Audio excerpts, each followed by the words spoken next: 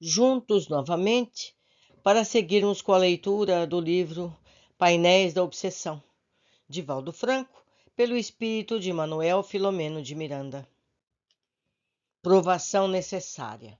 Então, ele começa agora com os casos que vão nos ajudar a entender melhor cada caso.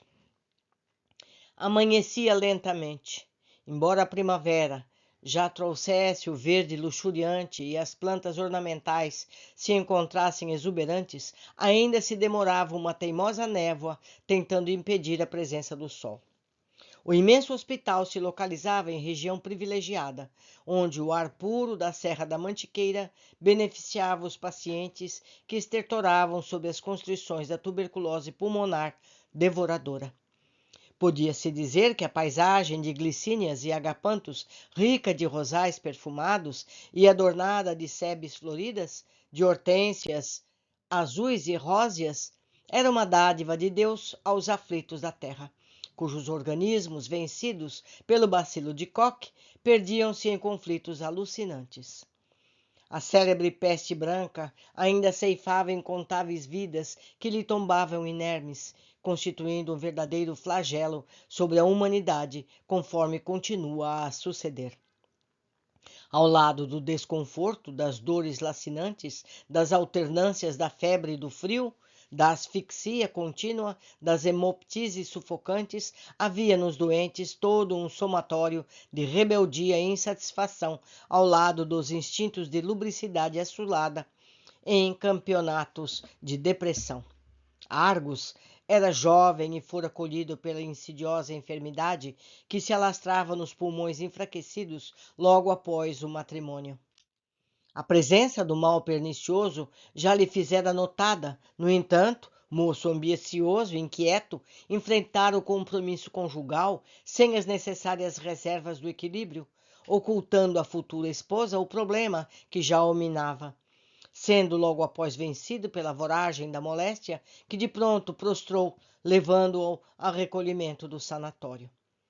Todas as providências e a terapêutica aplicada redundavam inócuas.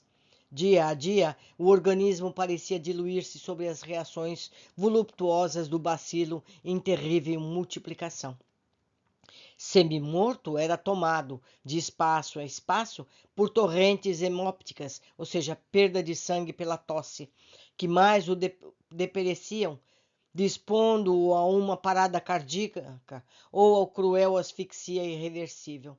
A assistência carinhosa da esposa, que o auxiliava em enfermagem piedosa, ao lado das religiosas e os funcionários do sanatório, minorava-o moralmente, sem que os métodos em voga, especialmente as técnicas de pneumotórax, que se encarregavam de dilatar a pleura, comprimindo a parte afetada na câmara pulmonar, dessem o resultado esperado.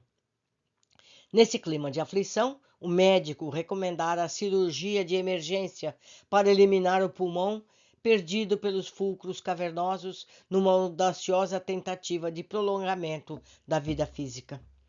O prognóstico, envolto em perspectivas fatais, fez que Argos orasse como desde há muito não procedia, com excelente unção e fervor de que se deixara possuir. Não era um leigo em matéria religiosa. Conhecera as lições do Espiritismo no grupo juvenil, na sua cidade natal. O encontro com a revelação, codificada por Allan Kardec, produzia-lhe um impacto salutar e conseguira sensibilizá-lo em profundidade. A mente absorvera as lições sobre a filosofia da reencarnação, o que lhe propiciou entender as tormentosas indagações que lhe demoravam na mente. A sua vida, embora de curta duração até aquele momento, fora assinalada por caprichosas injunções do destino. Nascera num lar de lutas e em terra ressecada, onde a miséria econômica do povo disputava com a aridez do solo. Provara a orfandade desde cedo e, apesar de sentir-se atraído pela riqueza, pelo poder e experimentar no imo a presença de desencontradas emoções, fora constrangido a sorver a taça de amarguras e dificuldades que o revoltavam sem poder extravasar. Meditando a respeito da própria situação, via a inexorável presença de uma força superior que o disciplinava por motivos que então lhe escapavam. A doença pertinaz era o ápice das suas provações. Não poderia saber se decorrente de uma herança ancestral pela família ou se fruto das deficiências alimentares que o privaram da saúde durante a infância e a adolescência. Certo é que, ao fluir a felicidade conjugal, a sorrateira dilatação dos tecidos adicionara às antigas outras mais novas amarguras. O espectro da cirurgia, cuja probabilidade de êxito era reduzida, a preocupação em deixar viúva a jovem esposa a amada, trucidavam-lhe a mente e esmagavam-lhe o coração. Assim, a noite fora longa e inquieta, não obstante o sedativo preparatório para o tratamento cirúrgico previsto para o dia imediato. O espírito não se lhe desligara da matéria pelo sono reparador, desde que todas as aflições, em caleidoscópio sombrio, impregnavam-lhe a consciência com os clichês de angústia, medo, que lhe impossibilitavam o entorpecimento da razão. Havia, porém, no quadro, outros fatores de ordem parafísica, como teremos o ensejo de constatar. Desse modo, o amanhecer lento não facultava a Argos identificar a beleza da luz em vitória sobre a noite, além do retângulo da janela aberta, de par a par, na direção do jardim em festa, em perfume e cor. Outros enfermos, que se encontravam na ampla sala de terapia, padeciam, igualmente, as circunstâncias dolorosas das provações que lhe pesavam na economia da evolução.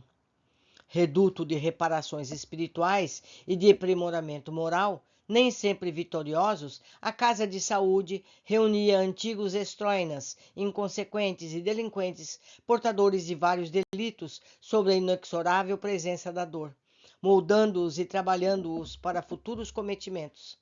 Todavia, as blasfêmias, os ódios, as revoltas, as perseguições e as animosidades criavam ali uma psicosfera de sombra e desdita que não fosse a presença de abnegados benfeitores espirituais vigilantes em ação de socorro e caridade, transformaria em caos o cenário de justas lamentáveis e abençoado reduto hospitalar.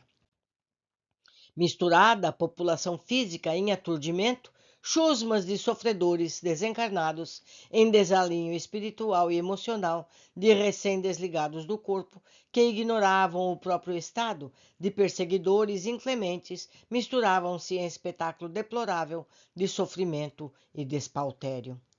Sem dúvida que luzia o amor do Cristo, graças a contínuas azáfanas das religiosas abnegadas, médicos e enfermeiros dedicados, que se faziam instrumento de perseverantes mentores e espíritos bons, a contribuírem em favor dos internados, a fim de que se refizessem da problemática orgânica, adquirindo valores morais ou ocorrendo a desencarnação, se liberassem das torpes situações a que se deixavam arrojar em decorrência da conduta íntima.